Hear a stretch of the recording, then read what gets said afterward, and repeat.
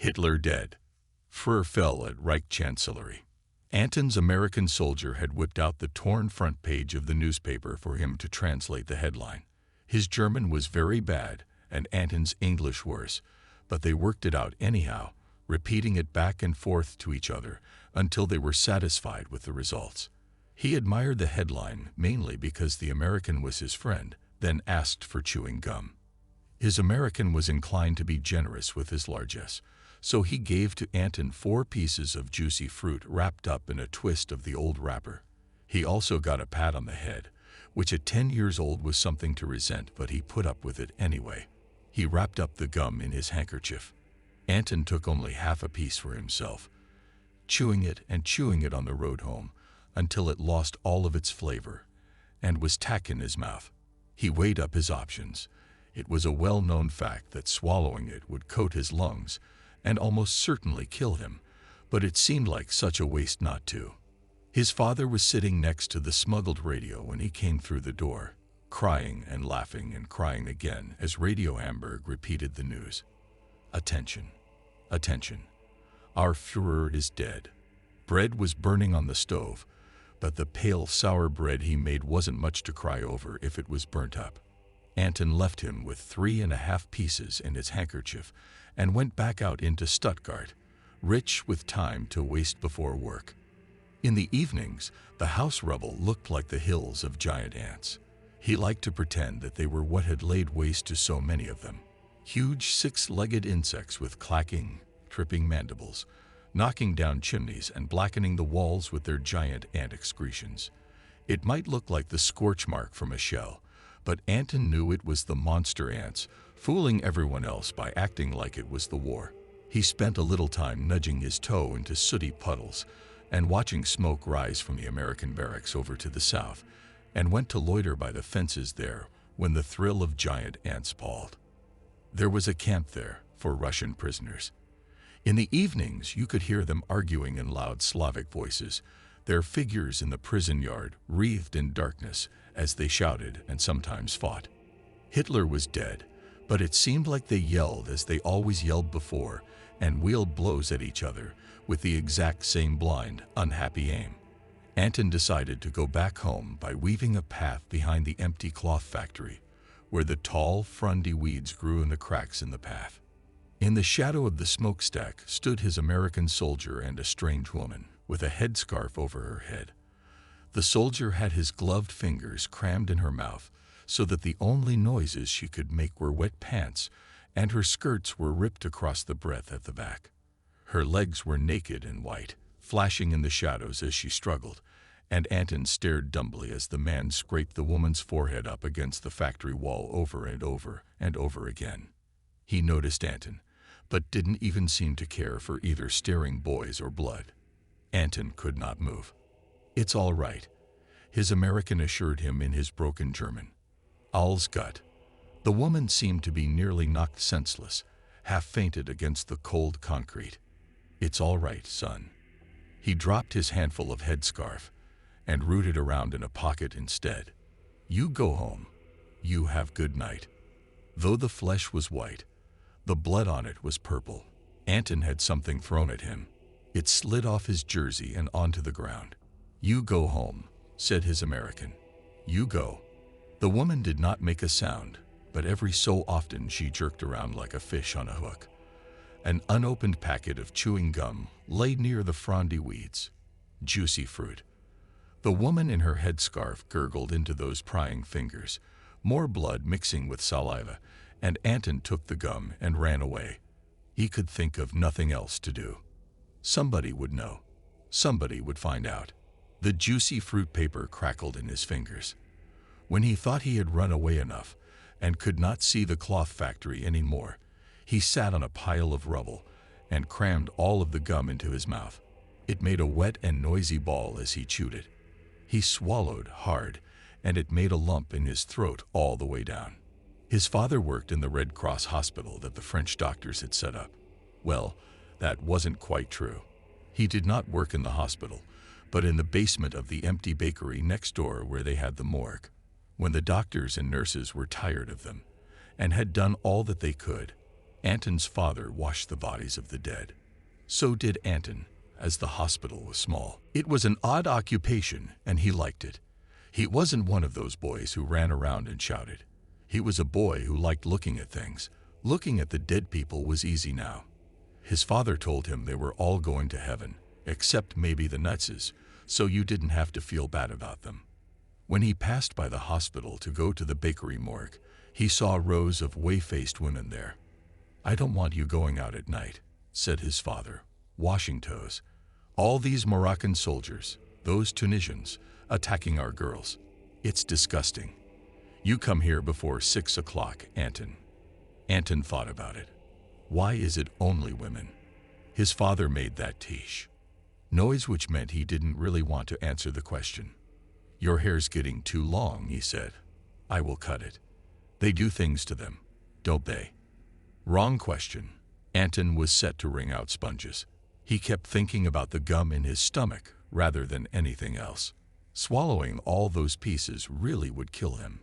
He would drop down dead, which was a relief, because then he wouldn't ever have to meet his American soldier again or think about the woman. He thought about the woman's white, bloodied legs and split lips. He thought about the unbuttoned front of the American's trousers. Sweat prickled on his palms. "You smell like sweets," said his father, when he was done with the sponges. "No more. Stop annoying the soldiers for them. The Americans, they've liberated us. Stuttgart was proudly outside the Reich for years. Now we have our dignity back. If the Tunisians would just go and stop their disgusting business." "What if it wasn't Tunisians?" asked Anton, but his father didn't understand. The next day, he found himself by the factory again. His legs took him there, unwilling, and he watched the American soldier fold a woman over some abandoned crates. Anton thought it might have been the same woman. He did not talk to Anton this time, just rummaged in his pocket and tossed chewing gum to him like you would for a clamorous seagull. Then he went back to his work, Anton's mouth tired of chewing by the time he got back home. He had started burying the wrappers in the rubble piles, like they were for the monster ants. One night, his father washed the body of a woman, and he realized with a start it was his woman, the American soldier's woman, that was. It had taken him a bit to notice, because her throat was torn in a long raggedy line, terminating halfway across the neck. His father fancied himself a bit of a coroner. "Suicide," he said, shaking his head. "See how the first hole here is deep, and the rest of the gash is much shallower. See how it is a hole, not a cut. Ah, Anton, what a waste. Commend her to God." Her hips and her thighs were all one bruise. Her wrists had bracelets of fat red marks with flecks of dried blood beneath her fingernails. Anton did not breathe. "Poor lady," his father said. "She is somewhere happy now." She did not look happy. Her jaw was clenched shut. There was a silvery fleck at the corner of her mouth, and his father reached out to try to wipe it away. It didn't wipe. His fingers were very gentle as he pressed on her lips and opened them up, and took a thin wafer out from underneath the swollen tongue. "Those nurses are being lazy," said Anton's father, and held up the wafer to the light, a striped, juicy fruit wrapper, oily with blood. Anton had to close his eyes and count to 10, which he had not needed to do in the morgue since he was 8. His father must have seen, because he said quietly, "Go out and get some air, darling. Not too far. Stay by the door." The night was dark and cold. From down the street, he heard raucous voices, infantrymen. Anton hugged his knees to his chest until his father came outside to take him home. On the third day, his American soldier was smoking indolently by the chimney wall. "What?" he said laughingly. "Now, Haben sigh cigarette." Anton shook his head. "Good boy," said the American. "Good. No smoke. Makes you sick." There was only one piece of gum for him now. He clutched it in his fist and saw every policeman on the corner now as he walked. Every woman. Imagine their staring through his fingers to see what was inside. The giant ants settled in their holes underneath the untidy piles of brick, muttering about chewing gum and Anton, and he took the key from beneath the bakery flower pot, to open up the morgue. Nobody had come for the woman because nobody knew who she was. There were many people in Stuttgart like that now. She would be written down as Lieschen and put at the crossroads grave come Sunday when the priest came. Anton touched her chilly fingers gently, as his father had touched them gently, and then he prized open the mouth to put the piece of chewing gum within. He could hide it there, inside her. He wet himself when the dead woman began chewing. The soft rectangular strip mulched between her pink-stained teeth as she rolled it around in her mouth, gray eyes flicking open as she spread it on her palate, and sucked out the flavor as Anton always did. He was aware of hot trickles down his legs. When she swallowed, there was a brief flash of pink in that ugly hole at her throat. The dead woman was staring at the ceiling, and he was sure that once she turned that gaze on him, he would be killed immediately. "Tell me how much you got," she said. Her voice was a little bubbly, whistling through that awful hole, but otherwise sounded perfectly normal. Anton could not speak. She said, "You ate his food. How much did you eat?" Because his brain would not work, he had to count on his trembling fingers. He had liked math when he had been at school. 5 pieces to a packet, which meant 10 pieces, he said, and recalled further. And 1/2. 10.5. Since Tuesday. She was silent. He tried to be brave about it. "Am I going to die?" he said. 10 pieces, she said without answering, and 1/2. "That will be enough, I think. Go and get me 10 pieces and 1/2 as payment for your staring, and change your pants." 10.5 pieces of chewing gum was an unbelievable amount. For one, he had gotten 10.5 pieces only by accident in the first place, but fear made him trek all over Stuttgart in desperation thinking about how he was going to do it. When the next day his American soldier said, "No rations," he nearly wept like a baby of 5. His soldier must have felt bad because he ruffled Anton's curls instead. Though he'd had a bath just that week, Anton had to go and wash his hair after. The next day, he got 2 pieces from the American, and 2 from a French doctor who knew his father. Impertinence his father would have smacked him for, but this was a matter of life and death. Anton snuck down to the morgue and fed them to the dead woman piece by piece. She spat out the 2 from the French doctor. "No good," she said, but ate the 2 from the soldier. Her eyelids fluttered and her fingers twitched, slowly unbending, stiff toes curling inward underneath her sheet. "You're slow. He didn't have much. It's hard to get. You got it before. You can get it again." There was nothing he could say to that. 1 piece the next day made 3, which meant the vastness of 7.5 pieces to go. Now the dead woman could sit up and even hobble a little, and he got her a coat and some skirts to hide all the red splotches from where her body had lain on the table. His dread tripled when she said, "It's cold here. Take me home with you." "You can't. My father will find out. This place is full of dead people. I don't like it." "But you're dead," said Anton, nearly crying from frustration. "Just one night." There was nothing for it. He went to her late that night, and she leaned on his shoulder through the streets of Stuttgart, where nobody noticed them, but a policeman who said, "Go home," when he saw them both. The woman was heavy and smelled a little sickly, that familiar chilly smell of dead body. When they got to Anton's house, she clambered through his window, then laid on his bed. Anton made to sleep on the floor, rolling up his unraveling jersey to put underneath his head. They both lay in awkward, uncomfortable silence. "I just wanted a cigarette," she said. "I was going to pay him. You know, I don't beg. I had some apples that weren't soft." He did not know what to say to this, but felt like he had to say something. "Were you very old?" asked Anton. 19, said the woman. "So, yes, quite old." The floor was hard, so he was surprised when he did somehow get to sleep. He was woken up by a noise like wet hiccups. The dead woman was crying. "I'm sorry," she said. "I'm sorry." Anton put his clammy hand up into hers. After a little while she stopped crying. but held his hand until he was nearly asleep. "My name is Elk," she said, startling him awake. "What?" "My name is Elk. When they put me away," she said, "don't let them call me anything else." In the thin morning sunlight she was gone, and he was tucked up in the blankets. Truthfully, he was relieved. 6 pieces. His American had given him another 3 to make him go away when he found him talking to an American girl, one of the ones with stockings and shiny hair who came with the USO. The day after that, Anton couldn't find him, and Sunday would come soon, and he didn't want his dinner because he was too busy thinking about ways to get more chewing gum. That suited Anton, because when his father found out that he had asked the French doctor for candy, he got a wallop. Anton didn't really want to look him in the eye. He went to the gardens of the houses that had been bombed, picking flowers.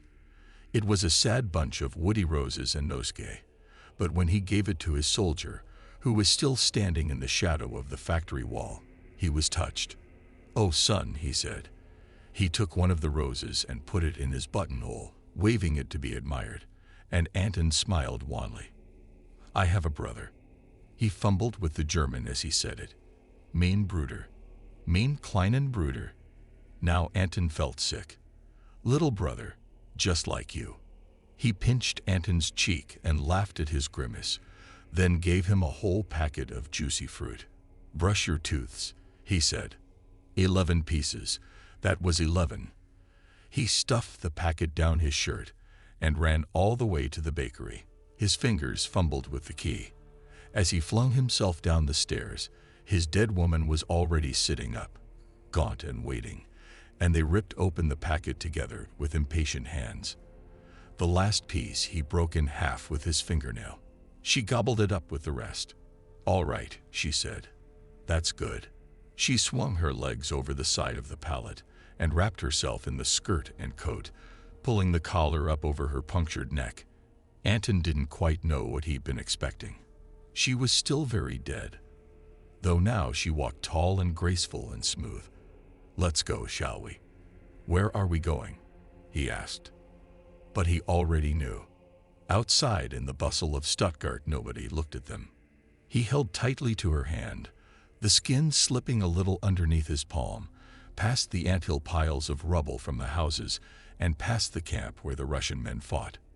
He led her to the abandoned factory with its thrusting smokestacks, and there was his American soldier, still with the rose tucked inside his buttonhole, grinding out the butt of his cigarette as he prepared to leave. At first his mouth rounded in a greeting for Anton, but then he saw the dead woman.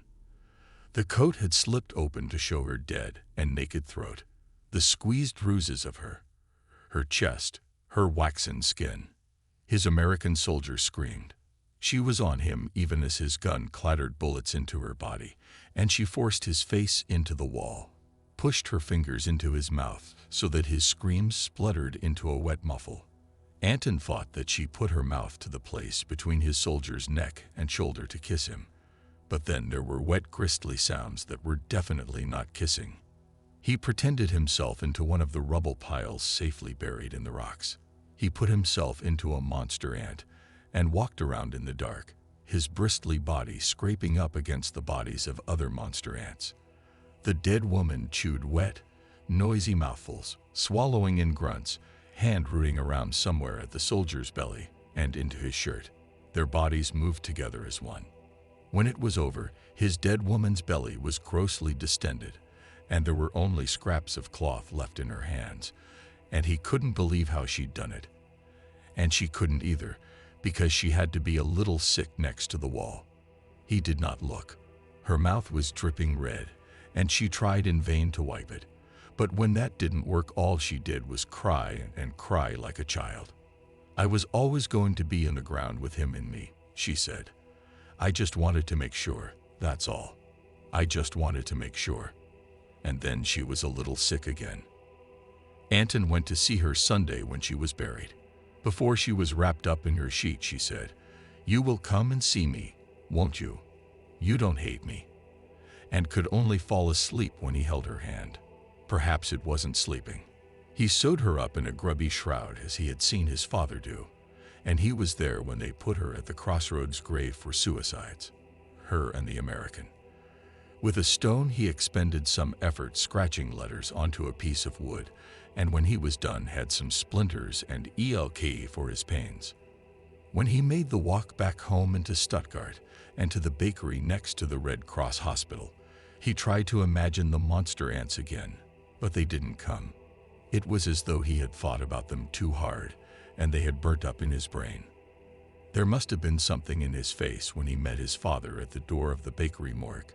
"I forgive you, darling," said his father, and put one arm around him. "Just stop acting like one of the beggar boys from now on. Look, I have something for you." From one of his capacious pockets, his father drew something thin and silvery. He presented it to Anton with the air of a magician. 2 sticks of juicy fruit in a bit of their wrapper, smelling as sweet and as sickly as they always did. "There," he said proudly, "since you like it so much." He did not understand why Anton gagged.